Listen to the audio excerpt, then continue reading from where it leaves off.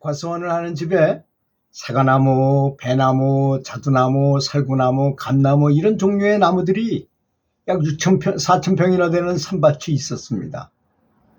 그 이제 과수원하는 분들은 누구나 큰 고민이 있는 게 그렇게 열과성이라서 다 키워가지고 이렇게 해놓으면 주위에 사는 새들이 그냥 얼때처럼 몰려가지고 싱싱한 과일을 그냥 마구 사정없이 쪼아 먹게 돼요. 손해가 진짜 엄청나게 많죠. 조금이라도 흠집 있으면 팔질 못하는 판인데 그게 농부들의 큰 고민거리잖아요, 그것이. 그래서 요즘은 아주 그냥 망으로 씌워버리더라고요.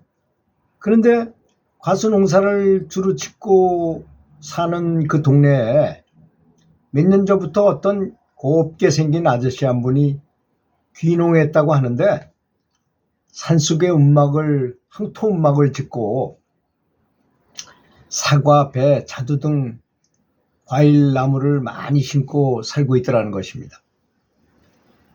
근데 나중에 들어보니 그분은 아주 어렸을 적부터 출가를 해가지고 스님 생활을 하던 사람인데 스님 생활을 해보니 사람들이 너무 떠벌들잖아요. 그러니까 자기가 애구가 우쭐해가지고 뭐 실수를 좀 했는가 봐요. 그래서 스님이라는 이 승복도 다 버려야 되겠구나라고 생각하고 이제 절에서 나와서 혼자 움막에서 열심히 혼자서 연불을 하면서 항상 기쁜 얼굴로 살고 있었다는 것입니다. 이름도 모르는 그분은 산에 집을 짓고 살고 있으며 이제 매일같이 소리를 질러요.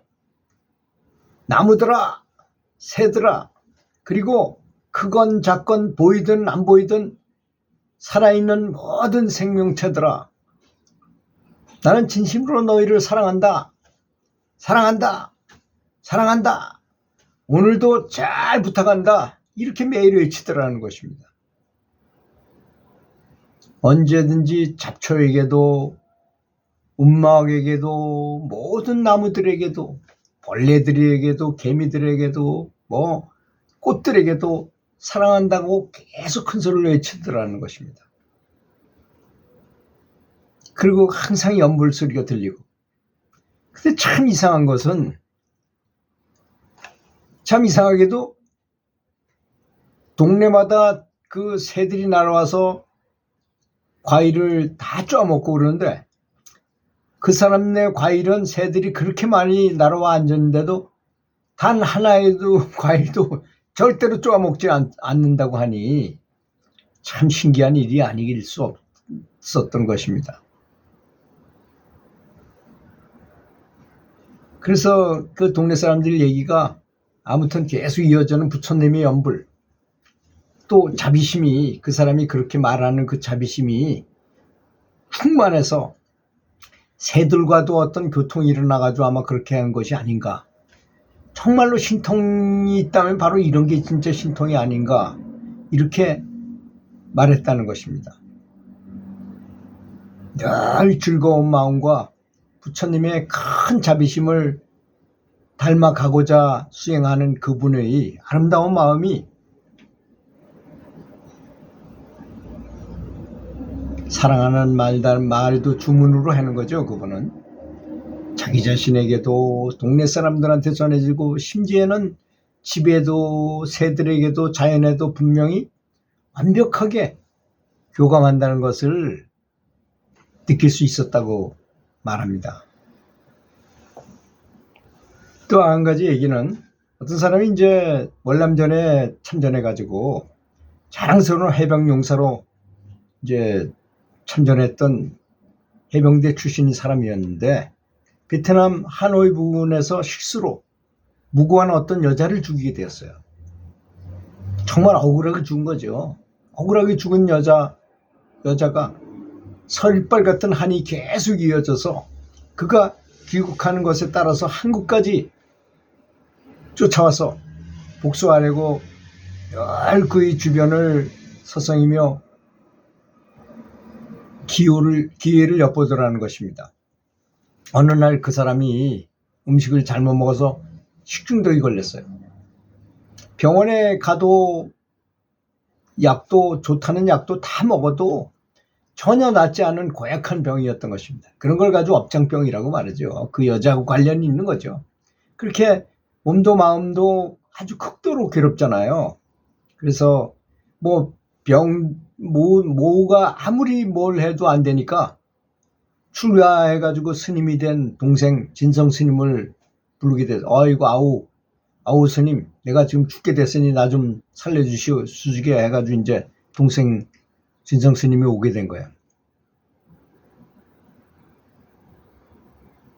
근데 그렇게 배가 아프다가 아주 심신이 미약했을 때 이렇게 보니까 자신이 죽였던 월남 여자가 머리카락을 쭉 늘어뜨리고 전신에 피를 흘리면서 현관문 옆에 서 있었고 자기를 째려보고 있는 그 아주 무서운 모습으로 있는 것이 보였던 것입니다.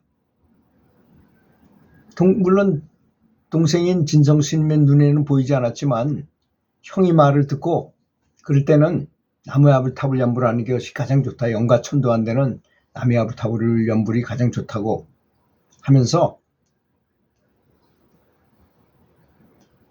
그러니까 뭐 그 귀신의 모습을 한번 보고 난 다음에 그 사람은 더 놀라고 그렇게 힘이 세고 용기가 있고 해병대 출신이던 그 사람 뭐 불안하면 불안에 떨었던 것입니다.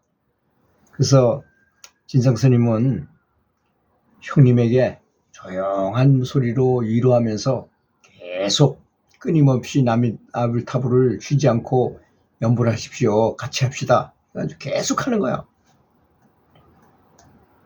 그러자 그 피 흘리는 귀신의 모습이 보이지 않기 때문에 마음이 조금 안정되었고, 마음이 안정되니까 그 자기가 실수로 죽였던 그 여자에 대해서 정말로 미안한 마음이 너무나 많이 들더라는 것입니다.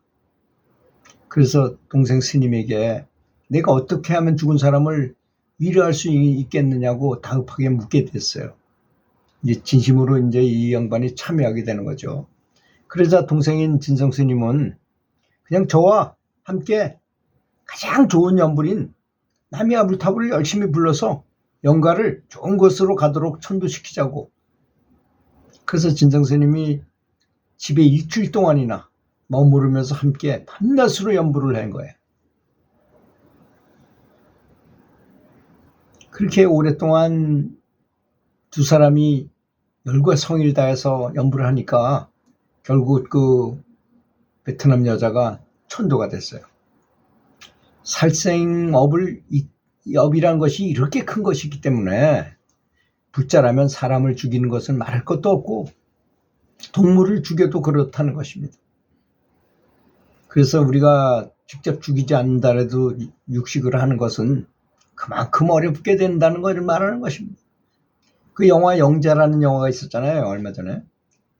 공장식 축산업. 참 어마무시하게 살육당하는 동물들 그 모습이 나왔어요. 그 큰 고통 때문에 코로나 그 외에 수많은 업장을 갖기 위해서 이렇게 진행되고 있다는 것입니다.